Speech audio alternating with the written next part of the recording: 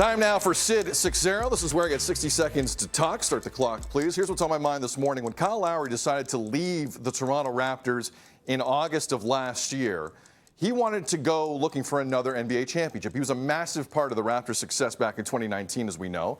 And joining a team in Miami that knows a thing or two about winning seemed like a good fit. Well, things haven't exactly worked out that way. They got close last year, making it to the Eastern Conference Final.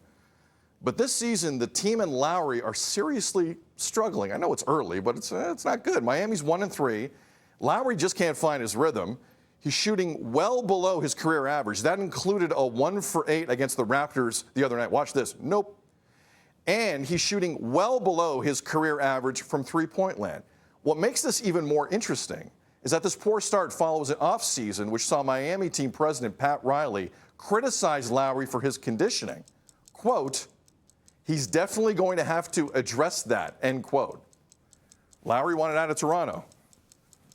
Be careful what you wish for. Vivek Jacob of Raptors.com and CBCSports.ca joining us this morning. Vivek, the Kyle Lowry experience is always quite the roller coaster. What do you make of what's happening this season?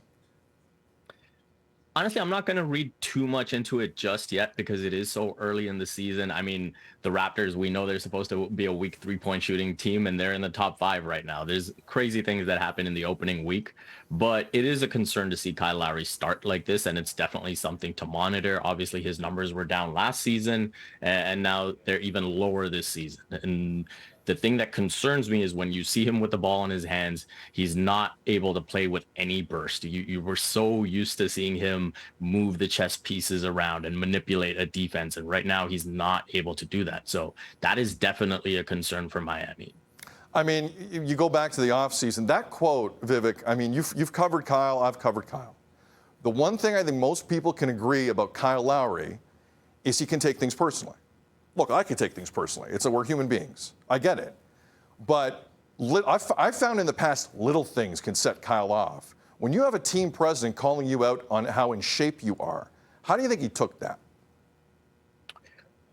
I think he would have been a bit slighted by it because of the fact that he was dealing with personal issues last season. If we remember, he did miss a significant amount of time to deal with that. And so to then be called out on the physical issue as well, I don't think that would have been the greatest feeling. At the same time, Kyle Lowry personally has that sense of urgency that you mentioned with regards to chasing a championship. And so if he wants to, his legacy is cemented, but if he wants to take it up to that next level, then that title has to be the main focus for him. The Raptors did win the other night is the other side of the story. They're 2-2 on the season. A 1-3 start always looks way worse than the 2-2. I've always found that interesting, but it just feels a bit more settled. Raptors start 2 games in 3 days at Scotiabank Arena tonight against the Sixers. What do you make of the Raptors start so far?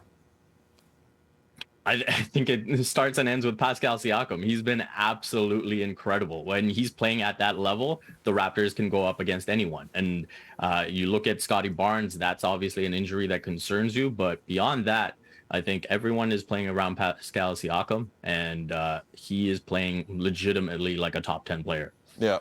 He is. He wants to be top 5. I mean, it's one of the real quotes that resonated in the preseason.